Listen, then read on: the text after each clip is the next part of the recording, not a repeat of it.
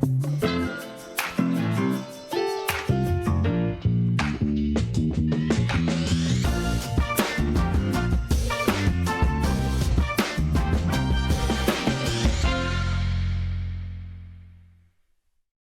afternoon, everybody. Thank you so much for being here. Thank you for joining us today. It's so nice to see such a lively crowd. One of my favorite parts of the Columbus Metro Club is seeing how people gather, how they connect with one another, and they're honestly the warmth that everyone exudes. So welcome to the Forum, a weekly program of the Columbus Metro Club where we cultivate conversations and connections that drive the Columbus region forward. The Forum brings together visionary leaders, so CEOs, members of Congress, college presidents, UN ambassadors, artists, and changemakers to examine issues that truly matter to Central Ohio, exchange diverse ideas and perspectives, and forge connections that really create a better Columbus. I'm Sophia Pfiffner. I'm the president and CEO of the Columbus Metro Club. And for those of you joining us by live stream, we're here at the Ellis and Italian Village. Thank you so much for participating in our conversation virtually. All right, so before we kick off, I have a few thank yous to folks. One being Columbus City Council, CODA, Downtown Columbus Incorporated. Thank you so much for sponsoring today's conversation. We really appreciate your investment in our mission. Additionally, thank you to the presenting sponsors of our live stream, the Center for Human Kindness at the Columbus Foundation, and our live stream promotional partner is the Columbus Dispatch. We're also very thankful for the Ellis for giving us a space to gather and to connect. So to all of our partners who are bringing this event together every single week, and specifically this conversation, let's give them a round of applause.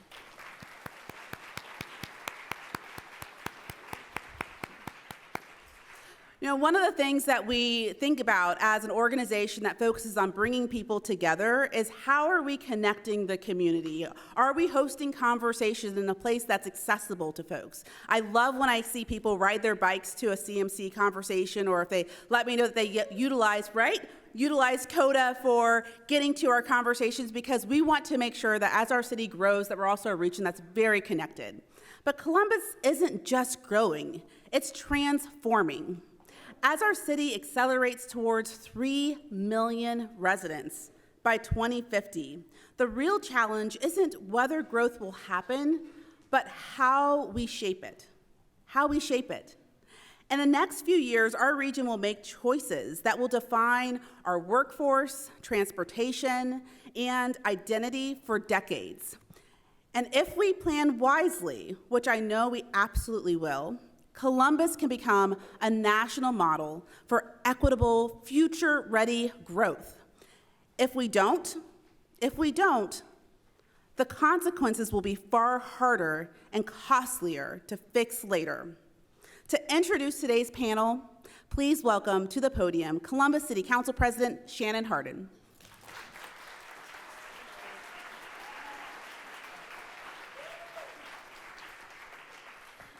This is such a good topic that when I heard about it, I was like, oh, I get to speak at the panel. And they're like, no, you just get to introduce them. No, this is an amazing panel with amazing folks. So thank you all for being here, and thank you to the CMC for continuing to bring us together to have the real, the tough, the exciting conversations that help move our city forward. Let's be honest, Columbus isn't just growing, we're becoming something bigger, something bolder. And in the next 25 years, over 3 million people, as Sophia said, will be coming to call this community home. That means that we'll have more energy, more culture, more jobs, and more people contributing to our neighborhoods and our economy. But that kind of growth doesn't happen to us. It must happen with us, and it must include all of us.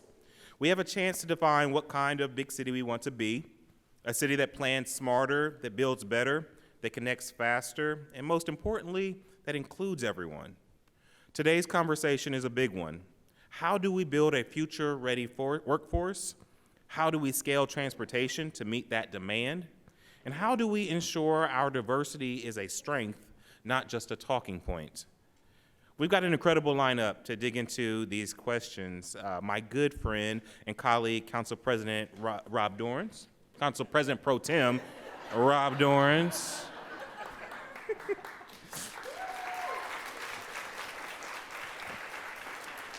my friend CODA CEO, Monica Tejas-Fowler.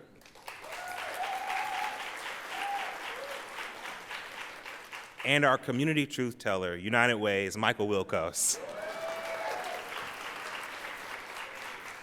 And a special treat, this conversation will be moderated by the Dispatch's own Jordan Layard. So let's lean in, because this moment, this growth isn't something to fear, it's something to lead. And I believe Columbus can set the example for how a city grows boldly and with inclusivity. So let's welcome this great panel, and let's get started.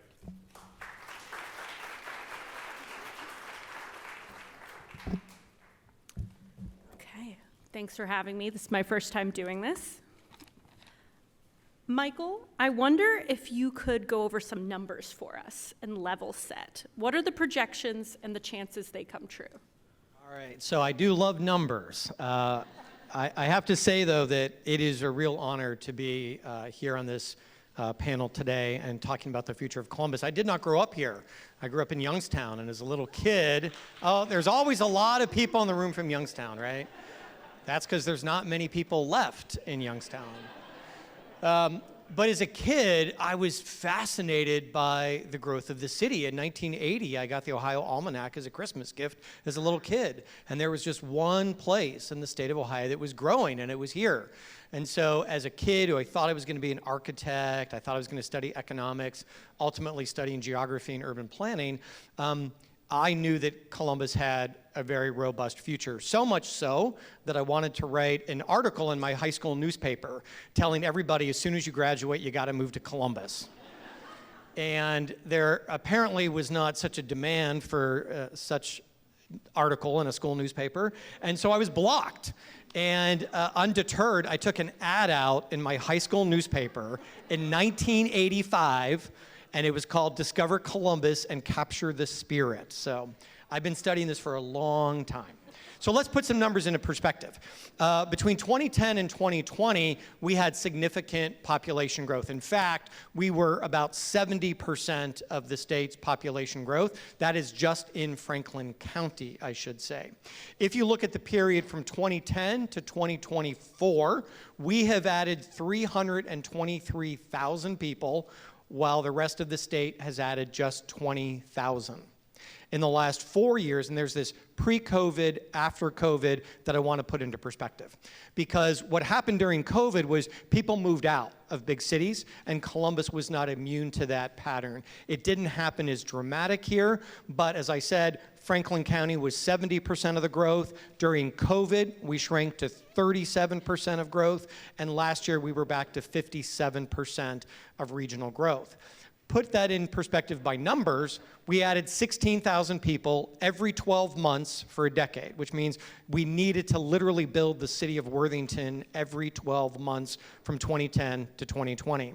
Last year, Franklin County added 17,400 people in just a year, meaning the population growth is now exceeding the pre-COVID era.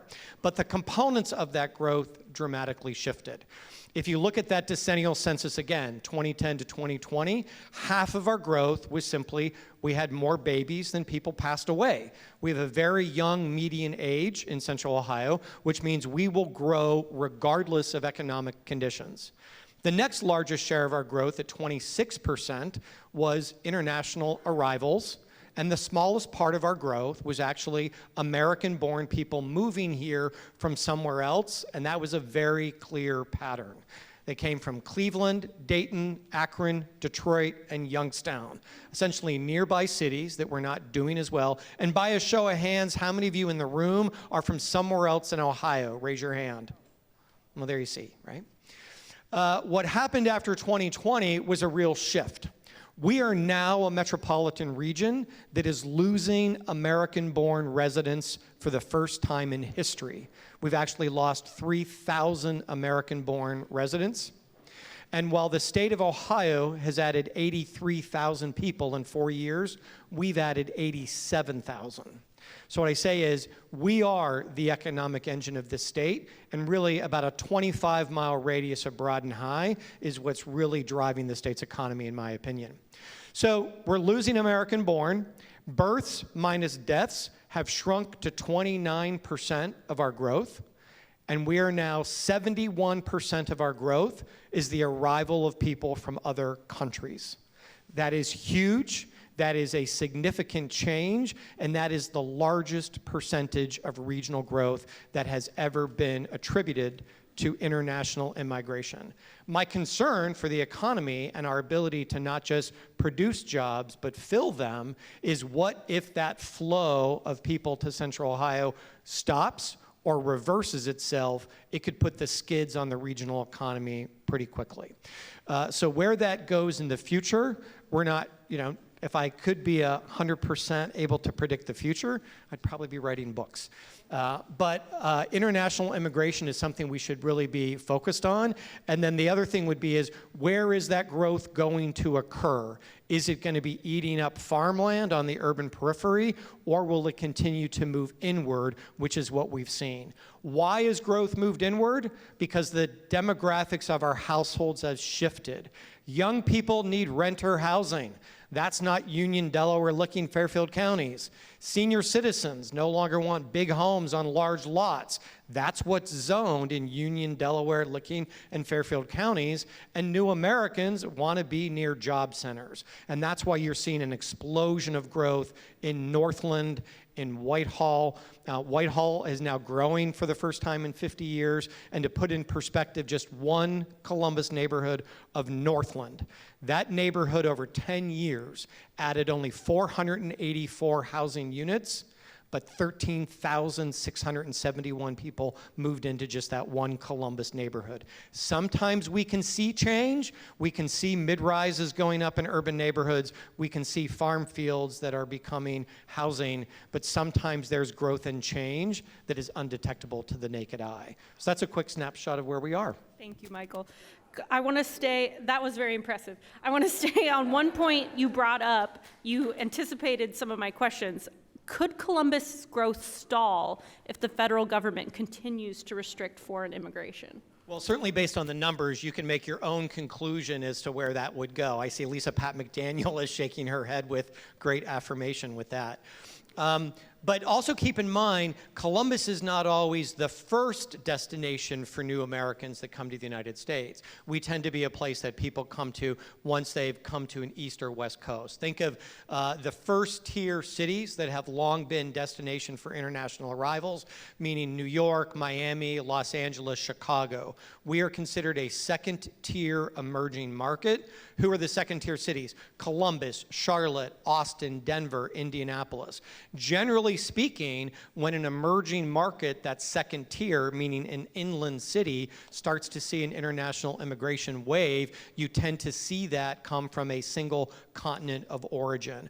Our demographic profile looks much more like a highly developed immigrant destination. That's driven by the companies that are here. That's driven by the Ohio State University. And we've been producing about 15,000 net jobs to the metropolitan region every year for the last decade. New Americans and immigrants are not going to go to Youngstown and Cleveland and Dayton simply because there's not the job opportunities there for them. So I would be concerned in the long term, but in the short term, I do believe that Columbus, because it's still relatively reasonable housing market, is producing a lot of jobs. People will leave more expensive, larger cities and make their way to Columbus because they see it as a place of prosperity. But long term, that could be in jeopardy. Let's start with Rob on this one. What are the benefits of preparing for our anticipated growth, or alternatively, the consequences that could arise if we don't prepare? Yeah, and it's quite something to follow up with Michael, who's, I thought I was a nerd about local government when you talked about it. I did not get a 1980s almanac for Christmas, so that's a whole new level of nerddom that we all in the room can aspire to. Well, I think when we look at the problematic examples of what not being prepared for growth looks like, some of that is being felt in Columbus right now. So, but not to the same degree that other cities that have not been thoughtful about this in the past. When we think about rising costs for housing, when we think about the translation of the rising cost of transit for folks that don't have the stability of that kind of network within their neighborhood, as we're changing with my good friend here with Link Us. And I think when we talk about what that preparation looks like, it is making sure that you're not just responding to sort of one-offs, right? I think when we think about this from a workforce development sphere, and I know Michael referenced Lisa Papp-McDaniel from Aspire who's here, she's had a long career in this where oftentimes at a state and local level, we're constantly chasing that next project, that next investment, that next big announcement, right? And some of those things come to fruition, but oftentimes what we really need to do is think about the whole ecosystem from the beginning, right? So how do we make sure that from making sure that we're investing adequate resources in pre-K, literally all the way up to things like Columbus Promise, so that we have young folks that are connected to education opportunities right away, high quality education to make sure that they're prepared, that they can thrive economically and have access to this growth that provides career opportunities for folks. So when we think about what does not preparing for that growth means, it means when we talk about growing with equity, trying to grow better, this is something that the council president talks a lot about. This is something that the council generally talks a lot about is we're gonna grow, how do we have the opportunity to do this better? It's in a way in which we're thinking about more thoughtfully around what are the wages that come with that kind of growth? What are the healthcare, what is the retirement benefits that this economic activity produces for folks? How do we make sure that the folks wanna organize the workplace that they can do so in a meaningful way? Those are the kinds of things in which we have an opportunity to really be proactive on this because we know this growth is coming. And I think we're sort of in this era right now in Columbus in which we've been talking about growth for a really long time. And I think a lot of those different initiatives and planning are sort of coming to fruition. The joke I like to make, we're sort of this like planning to plan kind of community, right? We've got another blue ribbon commission for this or that. But a lot of the things are coming to fruition right now, right? When we talk about Link Us, when we talk about Zone In, when we talk about things like the bike plan, when we think about all these different things that community members are doing, all these big institutions that have strategic plans that are all actually lining up right now. And it's sort of the perfect time for all these things to come together because we need everyone in the same boat, rowing in the same direction. We talk about housing, right? So when Michael's talking about the growth of, say, the suburban communities like Whitehall, we talk a lot about the growth of Columbus and the needing for us to bring more housing online and stabilize the housing market and what that means in a growing community, which can mean higher prices. But that also means that we need suburban communities also to get in that boat with us and row in the same direction. That also means when Monica talks about implementing Link Us, we talk a lot about Columbus, but their footprint is county-wide and actually goes into other counties. How do we make sure that we're bringing everyone who actually understands that now is literally the time to take what that planning to plan has been for almost a half a generation of leaders in our community and actually start to implement those things to make sure that we have this chance to get ahead of this, to make sure that families in Columbus can have a roof over their heads that they can afford, have a career that again comes with those needed health care and retirement benefits, and ultimately has the ability to thrive in this community.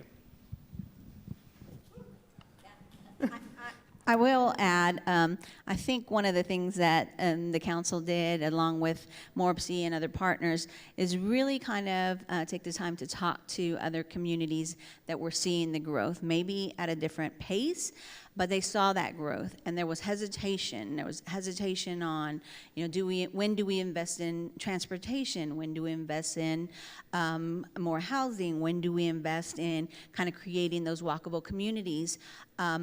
And when you talk to those communities, their advice is always start now. It's one of those things where you cannot play catch up with some of this infrastructure.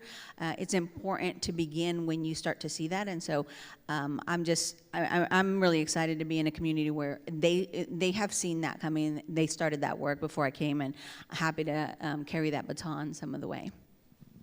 I want to just add a little bit to my excitement around Link Us. The idea to build Interstate 270 was written in a 1953 report called the Bergdorf Study. So really the last time we had a truly innovative transportation idea was about 72 years ago, if I did my math right. So construction started in 1962. Interstate 270 opened in 1975. The Columbus Dispatch editorial board wrote a Sunday column about 270 when it opened, and it was called The Highway to Nowhere. Why would you get on a highway and 55 minutes later, you just end up where you started, right? Dublin had 3,000 people. We didn't vote on it. but it irrevocably reshaped the urban geography of our region. It also happened that during that period, when construction started in 1962, what else was going on? Oh, these pesky things like redlining and restrictive covenants and urban renewal, and then highway building through urban neighborhoods, busing. It just pulled the life out of so many of our urban neighborhoods. We ended those policies, but Columbus, nor any American city, ever did restorative justice. And that investment and that story is still playing out. So now we had the very first opportunity, in my opinion, to do transportation restorative justice, and that was called Link Us. And not only did it pass, it was a big ask, and it passed by a huge margin of victory, including Beltway suburbs voted for the transit levy for the first time ever. Because what I think is happening is this notion of economic self-sufficiency on the urban periphery is no longer a sufficient defense for your isolationism. Cities and regions will rise or fall together. And that's what I think is shifting in Central Ohio. It has shifted in the economic development game. It has yet to fully shift in the housing space. Let's stay on Link Us for just a moment. For those of you who don't know, but I'm pretty sure this room knows, there was a sales tax increase that passed to fund this plan called Link Us that is supposed to modernize our transit system. Monica, can you talk to us about how Link Us plays into getting all these new people around? And can you give us an update on Link Us since the levy passed? I would love to give you an update on Link Us. So for everyone, just kind of a refresher, what was Link Us? You know, when we came out, it's more CODA, more sidewalks, and more opportunity. So what do we mean by that? Well, more CODA is pretty simple. We are talking about 45% more service, CODA service, and that was something that I think resonated with people. People weren't like, oh, I want this new fancy thing, you know, it's great we're doing BRT, but they just need more service. So some of it's as simple as frequency and service hours, and I'm just gonna put a plug in here because as an update, we extended our service to midnight lineup. That means our service ends about 1:30, 2 o'clock in the morning now. Our ridership, May over May, is 17% increase. Just that 1 month. So as of May 5th, we put that in place. That's the need. That is the need. That's a very clear for us. We needed to put that out there. They've been waiting for it. Year over year, we've seen 8.5% from 2024 year to date to 2025. So we know we're headed in the right direction. So more CODA service, frequency, yes, expanded hours, also those minimally 5 BRT corridors, and I like to say minimally because I like to challenge my team. They're going to start sweating soon. But I think, you know, BRT stands Bus Rapid Transit. So Bus Rapid Transit is light rail on wheels. That's plain and simple what it is. We have dedicated guideways. We have level platform boarding. So you're getting on a bus that feels like you're getting on a railroad, like a light rail. You're just rolling right on with your bike or stroller or walking right on. All fare payment happens off board. You're not interacting with the bus operator. It's quick, it's easy. Our dedicated guideway means that we have our own bus lane. The bus operates in that and only that, so that hopefully you're on the bus watching those cars sit in traffic while we roll on by. That's the goal here. And so adding that frequency will really kind of like change how we move in our region. The other things that we're adding are, when I say more sidewalks, it's 500 plus miles of new sidewalks, protected bike paths, and trails. And so what does CODA have to do with sidewalks or trails or this stuff? It's very simple. It's about connecting communities. So when those communities are connected, then they then have access to CODA. We have now opened it up to so many more people because we can go out there, folks, and put a bus stop anywhere. But if people cannot get to that bus stop safely, it is not doing what it's intended to do. So this is a huge part, and it's a big need. The last piece that, I said is more opportunity, and that's quite simple. Giving people an opportunity to choose how they spend their money rather than forcing them into a vehicle, forcing them into car payments, insurance. Some of this is what leaves so many individuals on that line of from paycheck to paycheck. They're not sure if they're going to be able to make it. And so if we want to talk about prosperity in this region, we have to be able to allow people to make choices on how they move in this region. So I gave you a quick little update on our ridership. So we're at 90% design on West Broad. That will be the first corridor that will open. We are at 60% on East Main, and then we are at 30% on the Northwest corridor, or approaching 30% on the Northwest corridor. Those are the first 3 identified bus rapid transit corridors. The other 2 have not yet been identified.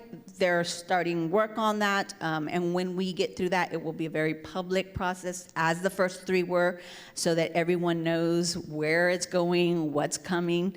And then, as I mentioned, we've already increased to midnight, but prior to that, we added some new lines, some new frequencies. So a lot of our frequencies, we're trying to do away with anything that is 60 minutes. 60 minutes is just, if you miss that bus, you can't wait for the next bus. You're basically, I have to go find something else. So increasing frequency has been something that we've been working on significantly. Also extending some of our lines where we know we can gather more ridership or give people access to grocery stores, those kinds of things. We've been doing that. So you'll see that in Easton, kind of that route. You'll see some of those extensions there. But yeah, we've been busy, and we're seeing it in ridership. People are noticing. If I can add one small compliment to Monica and her team. The Transportation Workers Union had a historic contract with CODA last year.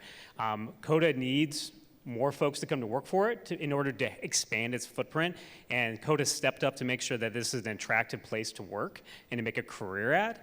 Because again, when you talk about increasing frequency, that means more folks literally driving the bus. That means more folks literally fixing the bus. That means more folks maintaining all of those things.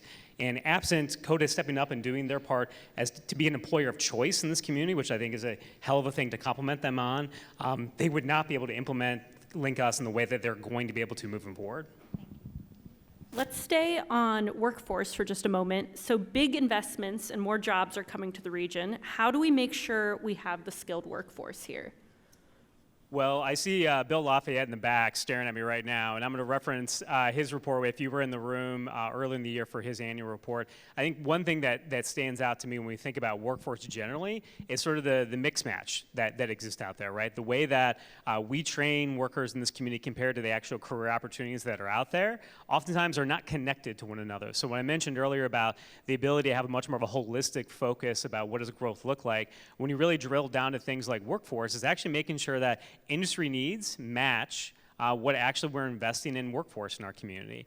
And when we think about it at a time in our country in which so many workforce funds have flowed down from the federal government to the county and other entities to provide that kind of workforce training, we are going to be in an era in which there's probably going to be fewer dollars to do those kinds of things that we're going to have to stretch further. So one of the things is actually to really focus ourselves on what does the future of workforce look like here in Columbus and in Central Ohio. And when we think about not having a trained workforce is actually one of the biggest drags on our economy here in Columbus and certainly in Central Ohio. It's about actually trying to match those industries together. And that is something that sometimes you can respond to, and you do have large economic development announcements, but it's also just creating that ecosystem in which, again, we're investing all the way from pre-K all the way up to being able to make sure that folks can get a higher ed degree if that's something that they want to pursue. But again, I think it's making sure that we have the opportunity to identify those key growth industries. When you look at whether or not it's the Bureau of Labor Statistics or Bill's report, it's no secret the industries in Columbus that are growing. And I think when we talk about trying to match those things with those workforce dollars, I think really matters. One of the things that I've been really excited to work with, again, with the Workforce Development Board, I'm sorry, now Aspire, we're going to use that new name, is a program that City Council partnered with them on called Career 500. And this is a program in which we're trying to take 500 workers over the next 2 years and significantly improve their economic outcomes, in which we're seeing double-digit wage increases. And I think that is something that's great and laudable, and we all like that. But I think one of the reasons that I'm so excited about that is we went one step further. And we actually brought Ohio State on as a partner to actually evaluate the programs themselves during the life of the program. Because we all talk about right now, one of the things we talk about workforce is that while our unemployment rate has ticked up over the last year, it's still historically low. So when we think about actually getting folks into the workforce and keeping them in jobs that, again, pay a living wage, come with health care, come with retirement, is about how do we keep them there? And oftentimes families are one child care emergency away from not being able to make it to work. They're one transit emergency away from not being able to make it to work, right? And the downstream effects that has on that family. So I think one of the really exciting things the last 5 or 10 years in the workforce sphere has been a recognition that we need to invest in wraparound service to make sure that we're supporting not just the individual that's getting the training, but holistically that family, right? And that is something that really matters because, again, that job is more than just that one thing for that individual. It's supporting a whole family if we're doing this right. So there's been a lot of efforts on, again, providing more robust wraparound services. But here in Columbus, we've actually never sat down and actually studied, well, which one of those actually move the needle? I think we know a lot of them that are helpful, but what are actually the actual interventions that actually are more likely to get someone in a career and keep them there? And that is something I'm very, very excited in that program for the first time. We're actually going to take a step back and say, here in Columbus, Ohio, what moves the needle on getting someone in the workforce, and more importantly, what keeps them there? And I think over the next couple of years, as that program continues, we're really going to be able to identify that so that when we then say, whether it's Franklin County or the City of Columbus or our nonprofit partners and say, we want to do X, Y, and Z when it comes to workforce, okay, but let's make sure we actually also invest in the things that we know is important holistically to that family to make sure they can stay in the workforce. Mike, were you trying to chime in? Yeah, because I like numbers. So Columbus is doing really well. I mean, the growth of our region is omnipresent, and when people visit Columbus from other parts of the state, it is the one thing that they want to talk about because it is so clear to them. And yet, when you look at what is the percentage of our population that's either in poverty or what we're going to refer to as the working poor, a new term that United Way Worldwide uses is called ALICE. Think of the TV show Alice, who is working at a Mel's Diner, recently passed away, Linda Lavin. But ALICE stands for Asset Limited Income Constrained Employed. It's people who are working full-time or multiple jobs but can't make ends meet. Over the last 50 years, the poverty rate in this community has had a low of 10.5 and a high of 18.2%. We're at 13 right now. So we're in a relatively good period, but there's another 25% of the workforce that is ALICE.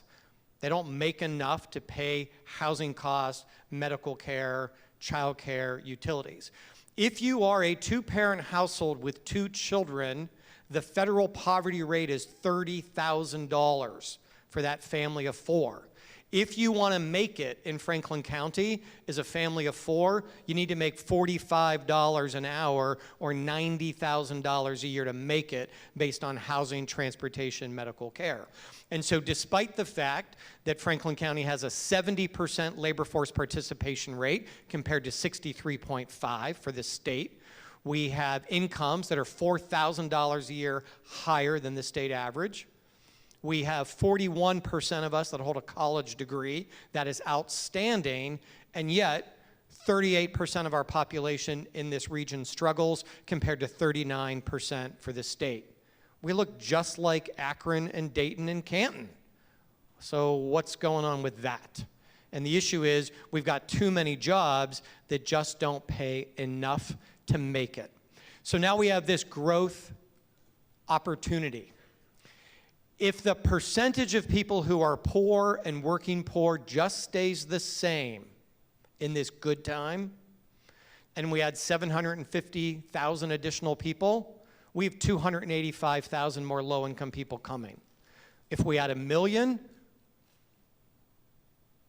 we got 350,000 low-income people coming. And I say to people all the time, take out a map and tell me where you want to put 300,000 people who are economically struggling. I can tell you where they're not going to go. They're not going to go to any neighborhood near downtown Columbus. Poverty is moving away from the center of the city like wildfire. It is moving east along Broad, Livingston, and Maine. It is exiting the Near East Side. It's leaped over Bexley and Berwick, and it's running right through Whitehall into Reynoldsburg. Poverty's moving up Cleveland Avenue and Westerville Road, and it's right up into the Westerville School District. And it is moving along West Broad and Sullivan.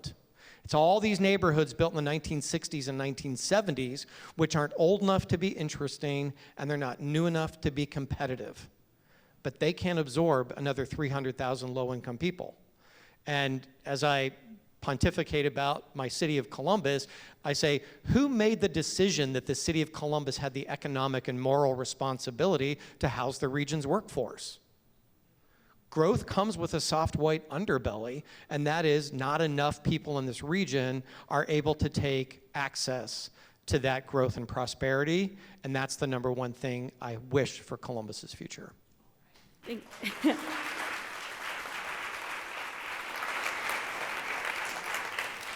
I'm going to have one more question on housing. Thank you, Michael. But it is CMC's longstanding tradition to take audience questions. We'll move to questions from our live stream and in-person audiences in just a few minutes. If you have a question, please make your way over to the microphone now. If you're joining us on YouTube, please type your questions into the chat. But before we take audience questions, I want to stay on that point about housing that Michael started to get us onto. Where are all these people going to live? And are we building enough housing for them? We're not building it yet. We're doing our hardest. I mean, I think, again, when we think about where are folks going to live, it's going to be everywhere. And I think when we talk about what does housing look like, and I think Michael touched on this earlier, when we talk about what does development patterns look like in prior generations to what they'll look like today, I mean, this is one of the reasons why you have to densify portions of the city and portions of the region. You must actually put our land to better use when we think about how do we create more housing units across the city. When we talked about the first phase of first phase of Zone In passing about a year ago at Columbus City Council, we talked a lot about housing when we talked about modernizing our zoning code, right? Because literally when we talk about what does land use restrictions means, that means a restriction on the ability to produce more housing units. And we're now starting the second phase of Zone In that's going to touch nearly half of the city. And this is where we talk about things lining up at the same time. This is also happening when we have a $500 million affordable housing bond package on the ballot this fall. When we talk about, and I see Lark Mallory staring at me, nodding her head right now, about we've got more people right now in this space thinking thoughtfully around how do you leverage both local, state, and federal investment, and also private investment in creating this housing. We have a job to do when on the government side of reducing red tape and regulatory burdens and actually bringing investment. But we have, I think, a tremendous amount of really engaged folks across this community right now that are intensely focused on this topic. All the way from the big stuff down to the Councilmember Beatty who's sitting in front of me right now. I think he's got a hearing tomorrow on how do we reduce red tape on bringing about accessory dwelling units or carriage houses in Columbus. Because we need to create all kinds of housing, and our code here in Columbus has been extremely restrictive during the last 50 plus years. We're taking some of those restrictions down. Fortunately, we've had some suburban communities that have followed us. I would invite others to do the same. When Michael talks about where poverty is moving, this housing crisis, no one is immune from it. And when we think about our moral responsibility to our residents, it is about making sure that we, as policymakers and as community leaders, have figured out ways to break those barriers down to bring more housing online and do it as quickly as possible. Because again, when we talk about the first question you asked about the consequences of growth, if you don't plan for it, it is $400,000, $500,000, $600,000, $700,000 starter homes. And I don't know about you all, But that's not something that I could afford literally right now, or when I was looking for my first house, right? And that is when you're going to literally price yourself out of success. When we talk about the amount of jobs that are being created in Columbus right now, those are not matching the amount of housing units that are being created. So this is something that we need to get our arms around, and it's both a regulatory space, it's an investment space, but it's thought leadership from folks saying, we know what the housing crisis means and the results of that for families in Columbus. And, chairing the zoning committee, it's rather interesting right now because we have this zoning modernization effort in which we have many folks that have linked arms together and say, this is something that our community needs to do and needs to change the way that we've done this regulation in the past about these, reforms in the future. While also at the same time, we still have the old zoning code for the other, 95% of the city. And almost every single week we'll have someone coming down and saying, we can't build this here. Think about the traffic. Think about the crime. Think about this. Think about that. And I say, I think about the family that can't afford to have a roof over their head. And that is, that's my responsibility. So I think when we talk about housing, it's sort of everyone on deck right now. And we are seeing the returns on some of these early modernization on the zoning code, but also I see folks that are really thinking through how to use these bond dollars and other investments in a thoughtful way. Thank you, panelists. I see a line forming behind Doug Buchanan, who is also curating questions from our live stream audience. Doug, what is our first question? Jordan, thank you very much, and thank you so much to today's panelists for a great conversation. If you have a question, please do join us here. We'll try to get to as many questions as we can before we run out of time today. Great questions at CMC always have two things in common, don't they? They can be asked in just a couple of seconds, a sentence or two. And what punctuation mark does a question end with? It ends with a question mark. They do, don't they? Yes.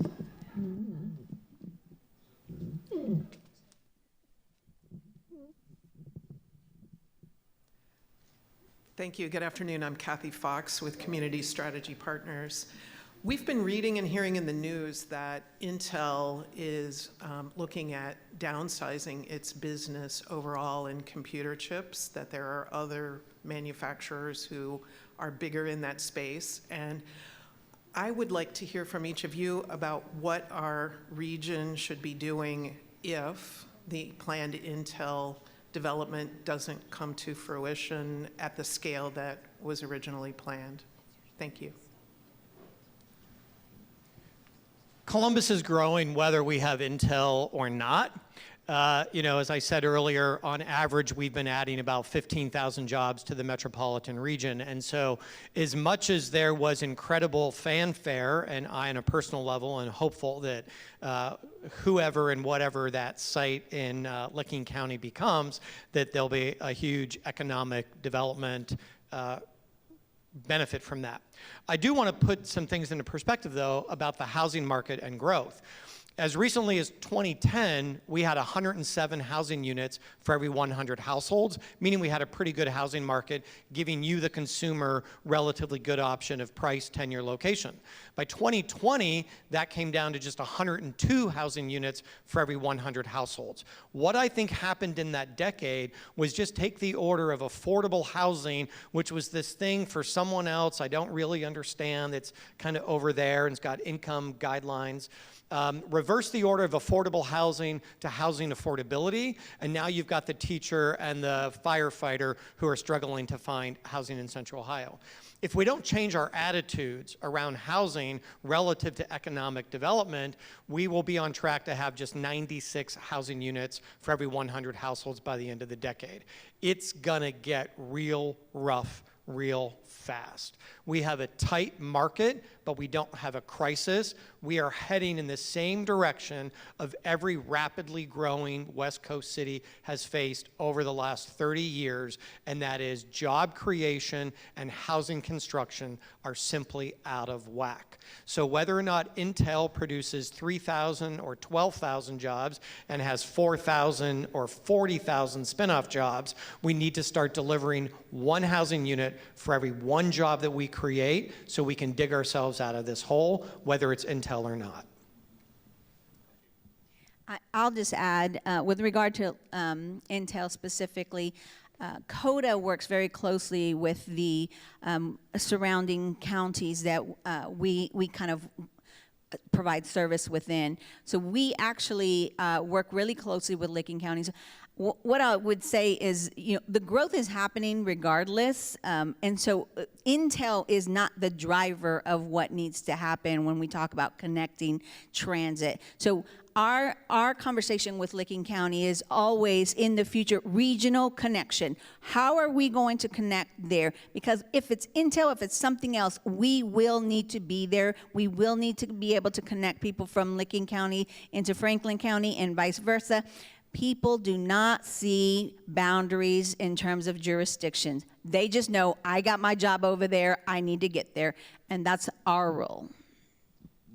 The only thing I'd add is I think what is going on at Intel is an excellent, I think, response to one of the things I mentioned earlier, just about we can't just be chasing, shiny things constantly when we talk about workforce. We need to invest in resilient career pipelines that have a lot of different places and employers that those skills can match versus chasing one individual announcement or one individual employer. Again, to I think both my panelists' points, whether or not that is 3,000 workers or 12,000, certainly there should be a workforce plan, and many folks have been working on how to make sure that folks in this community can take advantage of those career opportunities. But any individual announcement is never going to be the one all be all to invest in workforce, and I think that's. I would not want folks to sort of lean in, too hard with any individual type of, announcement, economic development plan, et cetera, because again, one of the things that I think one of the reasons why Columbus's economy for decades has been so resilient is because of the diversity of the economy. Unlike when you talk about places like Youngstown or where I grew up near Toledo, go Rockets. When you have your economy structured around just one or two industries, a disruption in that industry can be so toxic for the overall economy. I think that has historically been one of the strengths of Columbus and Central Ohio, is that you have had diversity within the larger and medium employers within Columbus, and that I think helps us to see that, again, when we're investing in people, we should be thoughtful around what does that diversity of skills look like, rather than just focus on one individual employer. Hi, my name is Tony Bell. I serve as the board chair for Columbus Landmarks Foundation.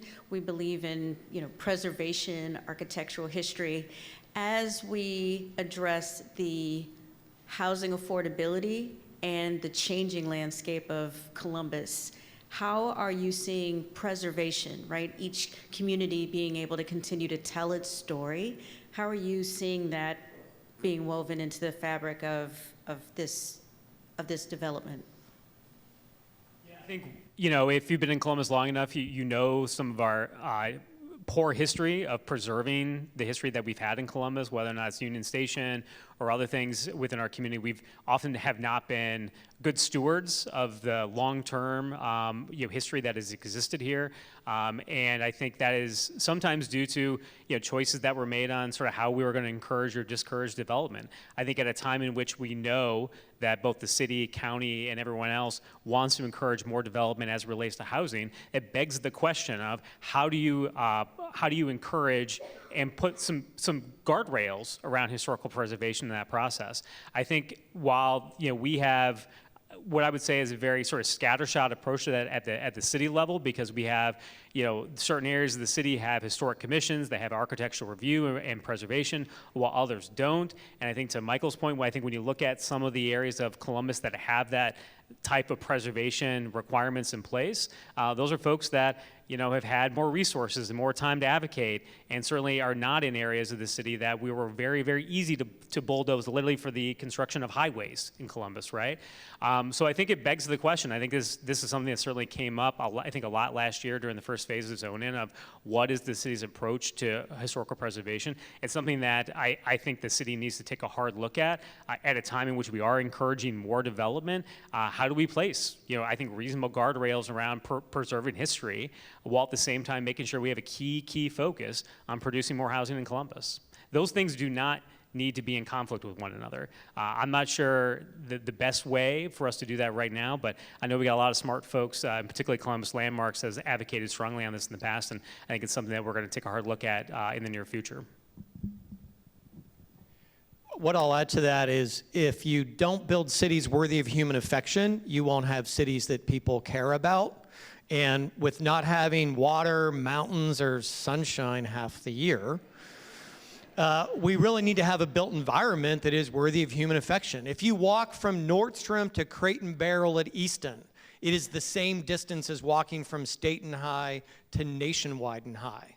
But how often do you walk from Staten High to Nationwide and High? Are you rewarded in the same way as you're rewarded for walking through Easton? And what did Easton do? It provided not just a retail and entertainment destination, but it wants you to feel nostalgic about place, and so you will linger there longer. And so what I think the real challenge for our region will be when Hilliard Rome Road starts to weather and become torn and tattered, are you going to organize to save the closed Wendy's, Arby's, and Taco Bell? Or are you going to fight to save neighborhoods where people have an emotional connection? And that is why, to Tony's question, the built environment should be especially something we pay attention to, because we lack some of those natural amenities that people have affection for.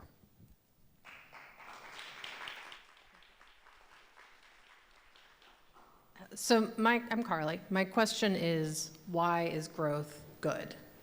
There are some people in our community who will say, for instance, we don't have a housing shortage, we have a people surplus. Why is that anti-growth approach or perspective wrong, in your opinion?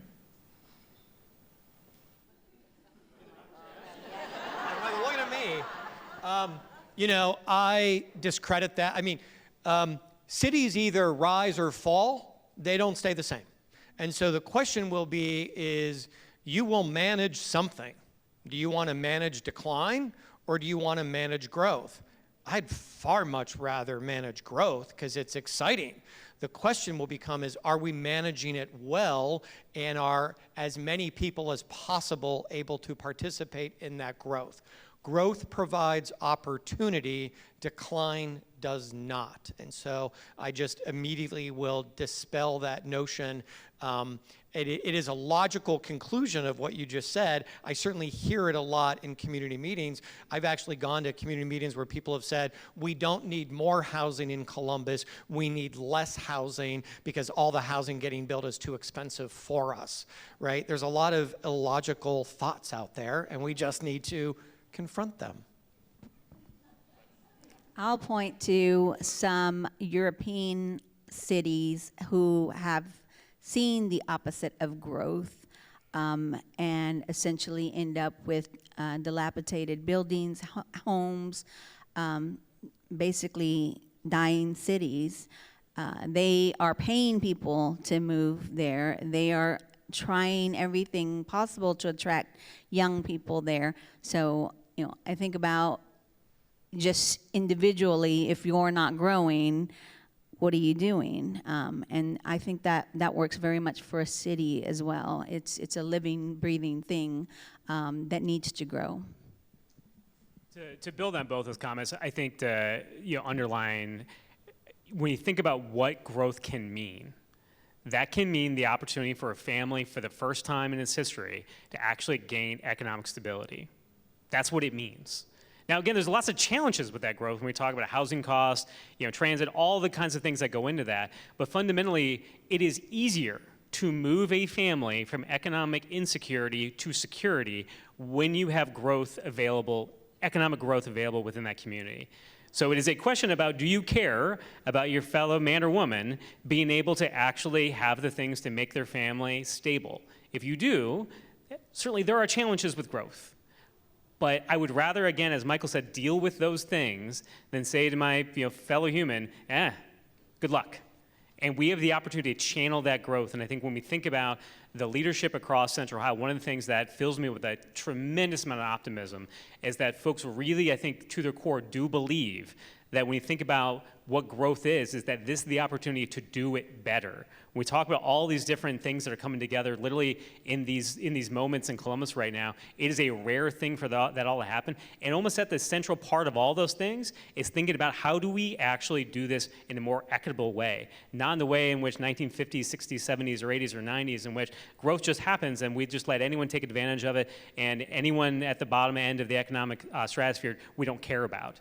I think when I look at entities like CODA or the United Way or Franklin County or my friends in the labor movement, it is all about channeling that growth to better families. And I think that's something that fills me with an incredible amount of optimism when we think about what Columbus is and what it can be.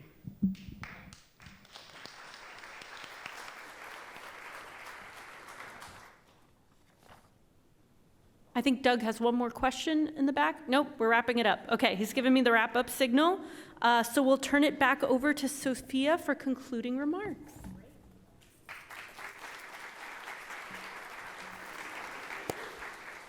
I don't know about you, but I feel incredibly energized by the possibility that's here in Central Ohio. Throughout today's conversation, I kept on coming back to a word that almost every single one of you mentioned: connection. Connection. And to me, that connection isn't possible without civic participation, civic engagement.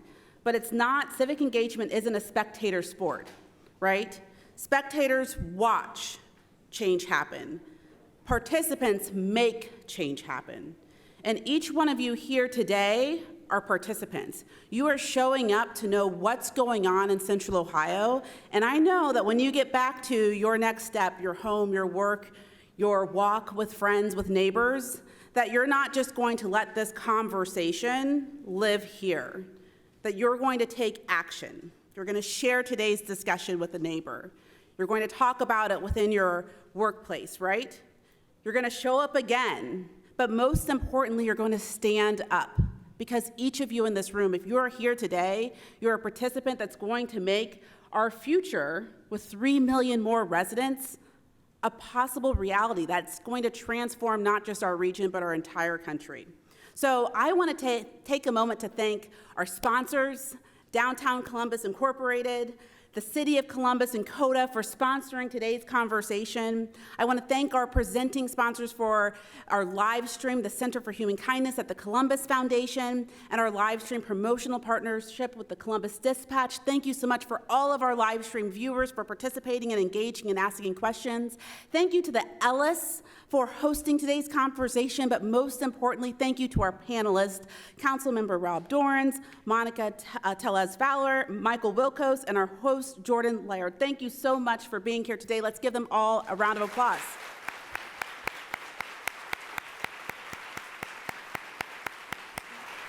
But wait, there's more. There's always something happening at the CMC. So make sure that you make plans right now to join next week's conversation. Yes, we do this every single week. So next week, we are talking about a downtown that works and lives. So we'll be exploring the continued transformation of downtown Columbus. Thank you so much for joining us today, and we'll see you next week.